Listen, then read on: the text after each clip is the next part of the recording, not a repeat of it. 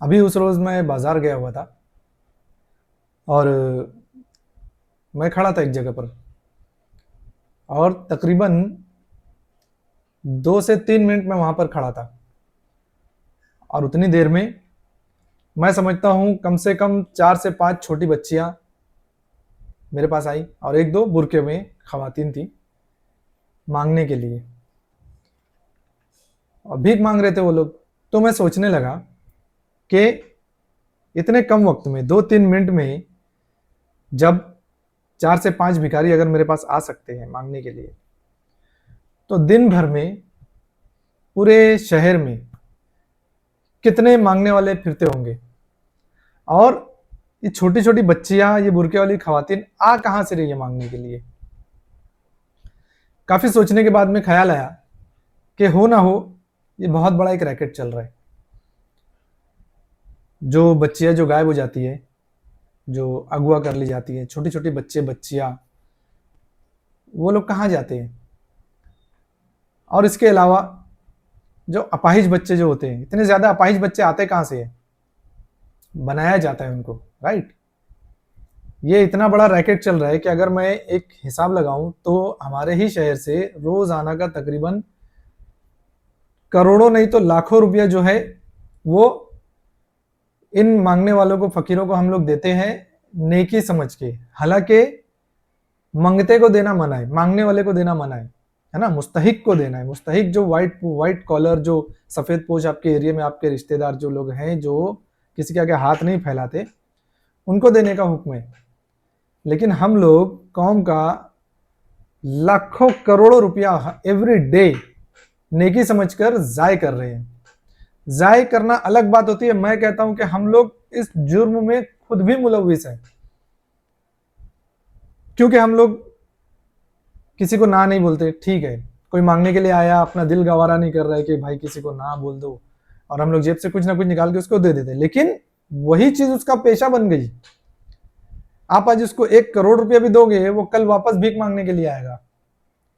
इसके अलावा अगर आप किसी को हेल्प करोगे, आपके जान पहचान वालों में, रिश्तेदारों का जिनका हक बनता है, आपका पड़ोसी, आप उनको हेल्प करोगे तो उनका कुछ काम हो जाएगा। वो पैसा किसी के काम आएगा, कौम के काम आएगा, है ना? कम्युनिटी बिल्डिंग में वो चीज काम आएगी।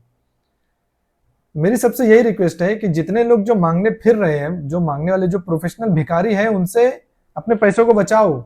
ये अपनी नाव में बहुत बड़ा छेद है जो कौम को डुबो रहा है। हम लोग की जब जरूरत पड़ती है तो हम लोग यहाँ वहां हाथ फैलाने खड़े हो जाते हैं, झोली फिराते हैं, सब कुछ करते हैं, सब ठीक है, वो उससे इनकार कुछ नहीं है। लेकिन इतना ज्यादा पैसा जो वेस्ट हो रहा है, उसको बचाना हम सबका फर्ज है।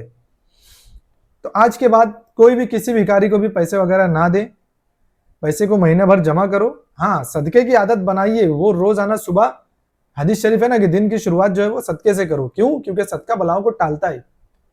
तो ये सदका नहीं है जो आप लोग कर रहे हो, ये बला अपने सर पे मोल ले रहे हो, है ना? ये कहीं जाके कोई स्लम एरिया में या कहीं गांव से या किसी जो इलाका होता है जहाँ पे कुदरती आफत वगैरह आई होती है, वहां पर जो बच्चे होते हैं उनको अगवा करके ला के उनका अपाहिज बना के इधर उधर भीख मंगाना और उनसे हफ्ता वसूली करना, ये कितना बड़ा रैकेट है। ये मेरे ख्याल से ये समझाने की जरूरत नहीं है, ये सबको पता है।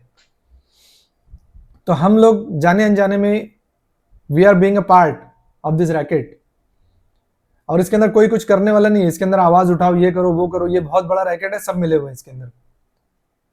इसको रोकने का एक ही तरीका है, अपना पैसा अपनी जेब में रखो। कोई जरूरत नहीं है नेकी समझ के पैसा ऐसे फेंकने की, वेस्ट करने की। हाँ, फेंक दो पैसा, वो ठीक है, लेकिन मांगने वाले को मत दो। कोई कोई मांगने वाला होता है, ठीक है, बहुत ज़ईफ है, मुस्तहिक है, ठीक है, कभी कभार दे दिए। खाने पीने की चीज देना चाहिए, सबसे मेन चीज तो ये है। पैसे से हेल्प बहुत कम करो। सबसे पहला हक आपके पड़ोसी और आपके रिश्तेदारों का बनता है, सबसे पहले जाके उनको दो, और उसके बाद नेकी समझ के ये जो बुराई जो कौम में फैली हुई है, इसको रोक दो। और आज के बाद किसी भी मंगते को, प्रोफेशनल को पैसा देने की कोई ज़रूरत नहीं है। अपना ज़कात, अपना फितरा, अपना सदका, अपनी खैरात को अदा करो। अदा करने का मतलब ये होता है कि वो चीज़ मुस्तहिकीन तक पहुंचना, वो हुआ अदा करना। दे देना तो फिर आप कुछ भी करो, दे दिए, देने का सवाब है क्या? अदा करने का सवाब है। तो आज के बाद फिर से मैं दोहरा रहा हूँ, इस रैकेट को तोड़ना है। कसम खा लो कि इतना पैसा जो कौम का वेस्ट हो रहा है उसको बचाना है और इसको कौम की तामीरी कामों में लगाना है, और किसी एनजीओ, किसी मस्जिद, किसी मदरसा या अपने रिश्तेदार, दोस्त, अहबाब, पड़ोसी, उनको दें। अस्सलाम वालेकुम।